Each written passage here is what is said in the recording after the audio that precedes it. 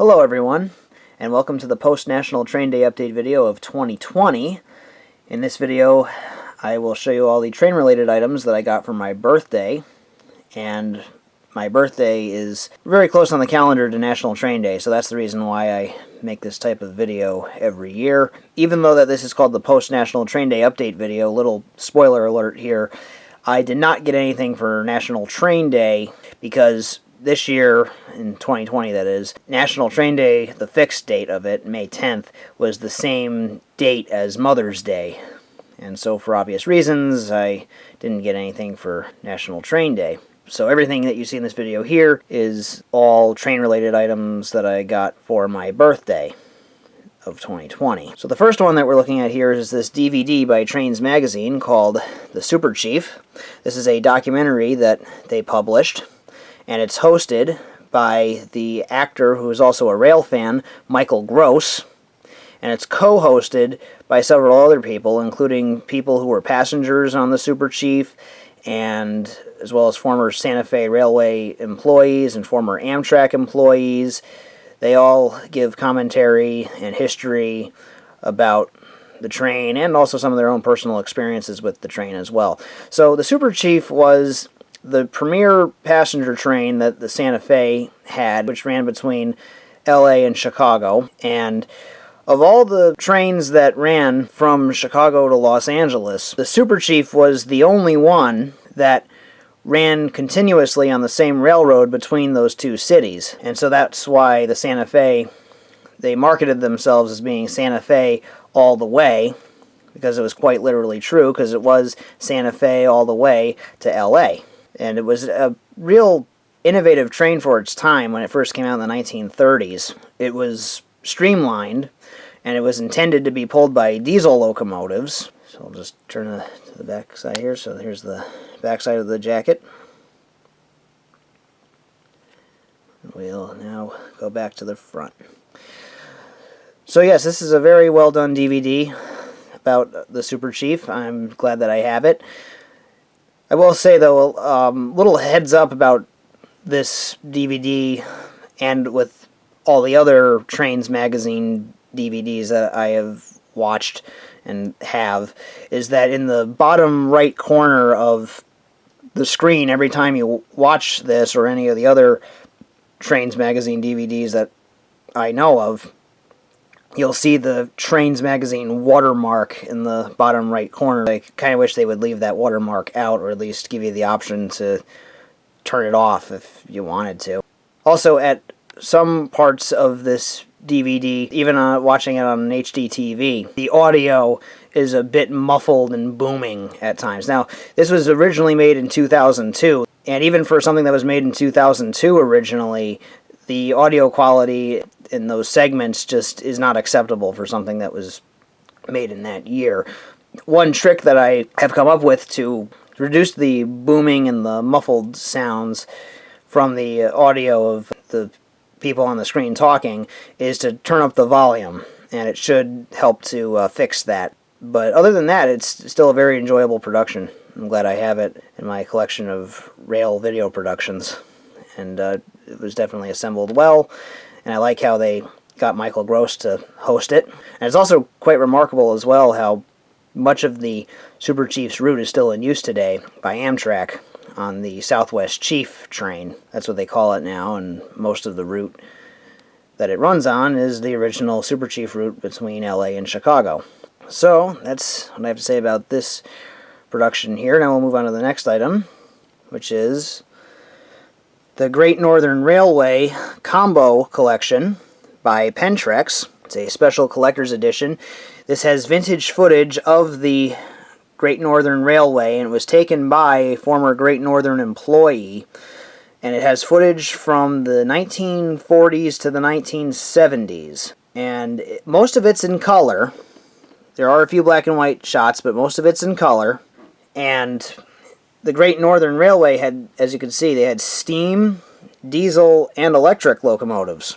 So all three of those motive power types are shown in this DVD. And so in Volume 1, it has footage of the ore operations that the Great Northern had in Wisconsin and Minnesota.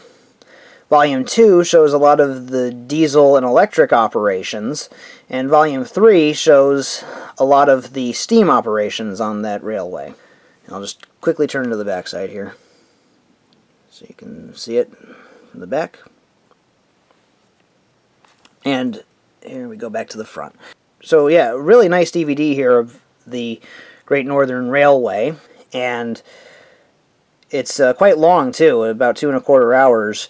And again, you'll see lots of footage that's in color. There's some black and white footage, but most of it's in color. It also has live recorded sound too, which is fantastic for something that was recorded at the time in which this footage was made. And not only do they have footage of trains from the Great Northern, they also have footage of trains from other railroads that served common cities with the Great Northern. And I will say, that does not devalue this DVD, and actually, I'll say it actually adds more value to it that you see trains from other railroads here. And there's quite a plethora of other railroads that are shown in this DVD. You'll see footage of trains from the Union Pacific, Southern Pacific, Western Pacific, Chicago, Burlington, and Quincy, Milwaukee Road, Northern Pacific, Spokane, Portland, and Seattle, and also the Montana Western.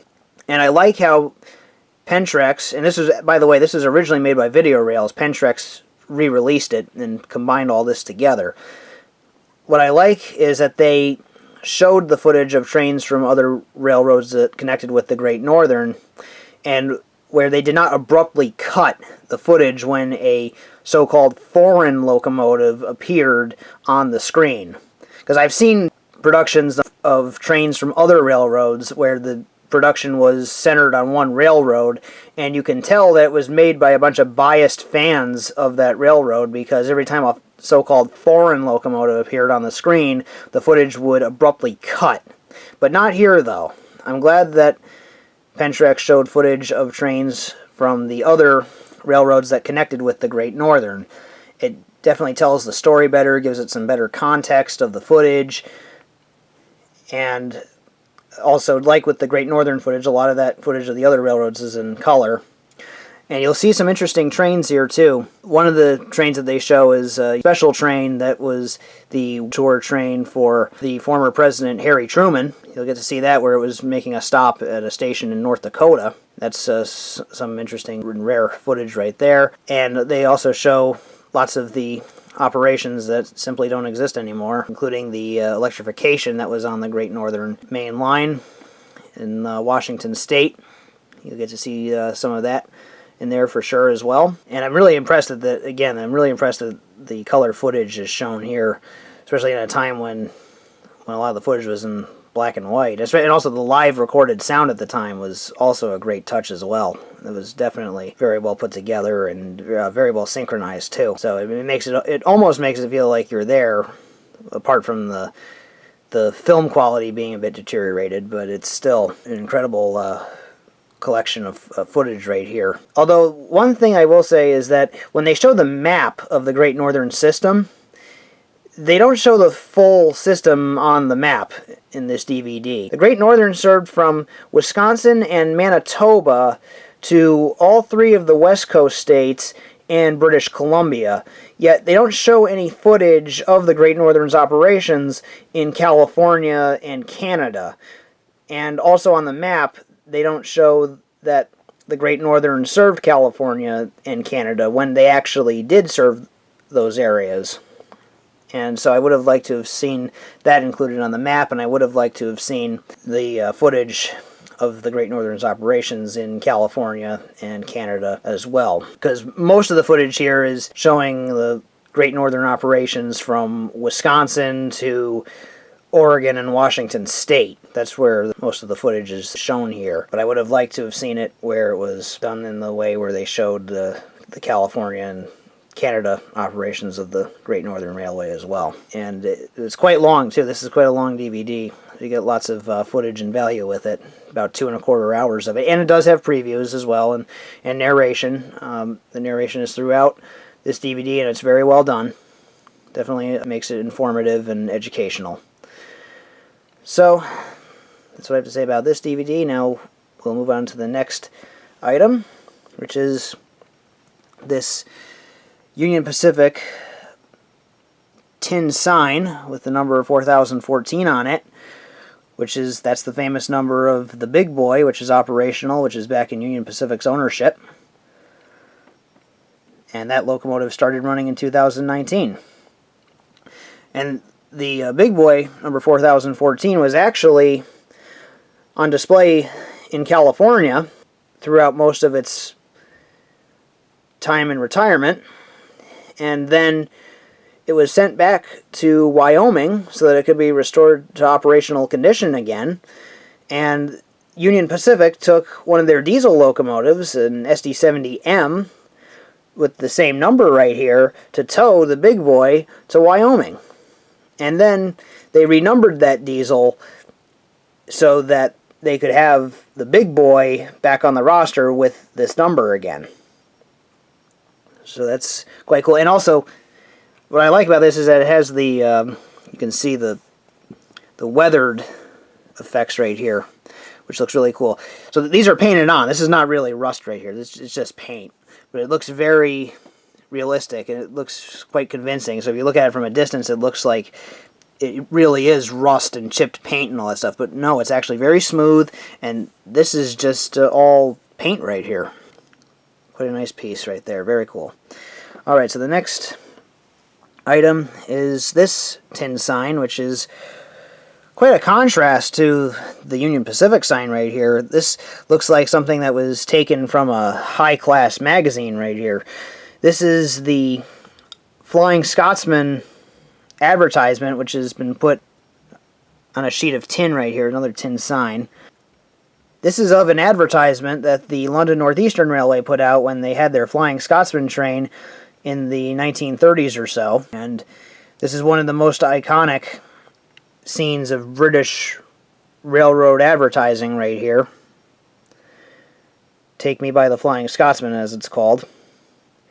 And the Flying Scotsman was a non-stop train that ran between London and Edinburgh in the UK, connecting the capital cities of England and Scotland together.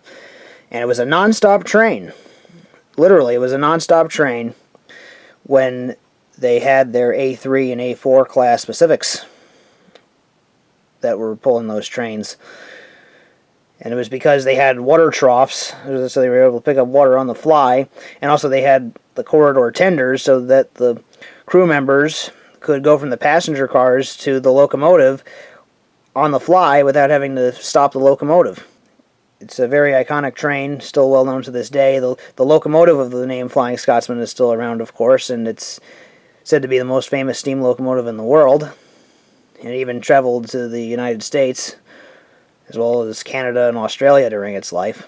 This is a nice, fine tin right here. I like how, when you see these two together, you can see the difference. This looks rustic, while this looks fancy. So I like the contrast between the two here, and they're both really neat and really well made. They're very durable, so I'm very pleased that I have these as well. So that's everything for this part of the video. Now I will show you the Train Simulator 2020 DLC that I got for my birthday in 2020. So we'll take a look at that right now. So now we're looking at the Train Simulator 2020 DLC that I got for my birthday in 2020. This is the Granger Heartland route by Dovetail Games. This includes the 67-mile-long section of the Kansas subdivision from Kansas City to Topeka, Kansas. It also features Union Pacific EMD SD70ACE diesel locomotives, Union Pacific EMD GP40-2 diesel locomotives with pre-started, cold start, and non-crew variants of them. There are Union Pacific automobile cars, and there are loaded and unloaded versions of the following freight cars: yellow centerbeam flat cars,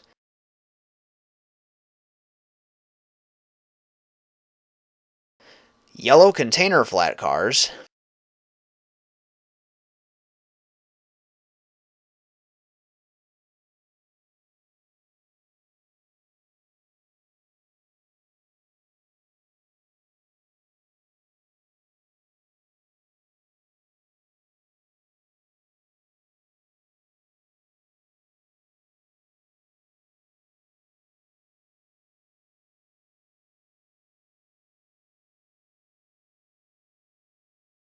Union Pacific 2-bay covered hoppers, Union Pacific 3-bay covered hoppers,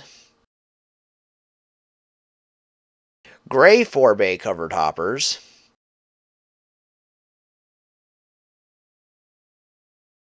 Union Pacific coal hoppers, black tank cars, and Union Pacific gondolas. There are 9 scenarios, which are 7 career mode and 2 railfan mode, and there are new scenery objects and assets, as well as many more recycled from previous Dovetail Games routes. Now we move on to the pros, advantages, and strengths of this DLC. The rails are T-rail, just like in real life, and the ties are rendered. Lots of buildings light up at night.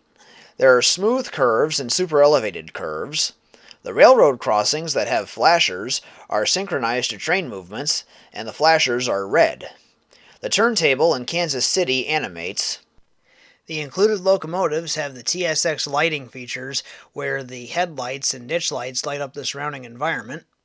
The GP40-2s have the rain on the window effects whenever it rains or snows in a scenario. The ditch lights don't flash on the SD70 ACEs, which is prototypical for the Union Pacific versions of them. The included locomotives have the latest and realistic braking physics in Dovetail Games' Train Simulator. The SD70 ACEs have accurate sounds. The GP40-2s have advanced startup and shutdown features, where specific controls to start or shut them down actually work, such as the isolate run switch and the fuel pump switch. The inclusion of a cold start GP40-2 adds even more possibilities for scenarios and operations. The locomotive brakes can be bailed off on the included locomotives. The flat cars and tank cars have animated roller bearings. The GP40-2s have animated roof fans. An end-of-train device light is placed on the rear car whenever the locomotive's headlights are turned on. The GP40-2s have dimmable headlights. There are traffic trains and quick drive scenarios. Occlusion is included when going under bridges. And achievements are included. Now we move on to the cons, goofs, and nitpicks of this DLC. One problem and possible explanation about why Kansas City isn't featured much in games is because there are 2 cities named Kansas City that border each other in different states. One is in Kansas, and the other is in Missouri. The major city of Kansas City is in Missouri. This caused Dovetail Games to become sneaky in their marketing of this route, since they didn't specify which Kansas City was featured. In actuality, Dovetail Games did include both cities named Kansas City. However, only a very small drivable stretch of the line extends into Kansas City, Missouri, to the point where it almost doesn't count, as this being Dovetail Games' first route to have Missouri. What Dovetail Games should have done was extend the route further east to Union Pacific's Neff Yard in Kansas City, Missouri, as its easternmost point, in order to do it justice. One fascinating part about this route and location in the real world is that there are 2 routes that run parallel with the Kansas River between Kansas City and Topeka, that being Union Pacific's Kansas Division and BNSF's former Santa Fe main line. Unfortunately, Dovetail Games missed this opportunity and instead took the cheap approach by making only the Union Pacific line, which runs along the north side of the river. Dovetail Games could have made the parallel BNSF Santa Fe main line between Kansas City and Topeka, since they run along the same river, not far from each other in certain places. Even if Dovetail Games didn't include BNSF content in the route standard package, this would have been a great opportunity for them to add the ability to run Amtrak Southwest Chief on the Kansas City to Topeka part of its run and include the appropriate equipment for a full Amtrak Southwest Chief consist. The Kansas City, Missouri skyline doesn't look accurate and includes several Philadelphia skyscrapers. Some of the skyscrapers in that skyline also have night textures during the daytime. There's a lack of important signage on the route. Speed signs, mileposts, and whistle posts are all missing. None of the display trains at the former Union Pacific Topeka station are included. The horn and bell sounds are not accurate on the GP40-2s, and their horn sound isn't synchronized to the player's command. The included locomotives don't have externally animated controls. The air hoses are always disconnected between all of the included locomotives and rolling stock. The SD70 ACEs have no working digital readouts on their computer screens. The analog speedometer is the only display that works on them. The GP40-2s have flashing ditch lights, which is not prototypical for the Union Pacific versions of them. The included locomotives don't have opening windows or doors. There are sidings that go through a shed in Kansas City, Kansas, where all of the shed's doors are in the closed position. The SD70 ACEs don't have animated roof fans. Snow doesn't accumulate on any of the included locomotives and rolling stock, and they don't kick up snow when set in the winter. The 3-bay covered hoppers have a faint number of 90,516 that appears on their sides, even though that they have the auto-generated and customizable numbers on them. And this problem also exists on the Peninsula Corridor, Cajon Pass, and Sherman Hill versions of them. There are no non-crew versions of the SD70 ACEs, meaning every one of them has a crew in it, even in trains with more than one SD70 ACE. The tank cars all have the same number of 543,210, and this problem also exists on the Hudson Line, New York to New Haven, Miami to West Palm Beach, Surf Line, Marias Pass, and Stevens Pass versions of them. The SD70 ACEs don't have the rain on the windows effect whenever it rains or snows in a scenario. The roller bearings don't animate on the automobile cars, gondolas, and hoppers, and the included locomotives don't have working alerters. So that's all I have to say about this DLC, and that concludes this year's Post-National Train Day Update video. Thank you very much for watching, and please stay well during this coronavirus pandemic, and stay tuned for more videos that will be uploaded onto my channel. So thank you very much for watching, take care,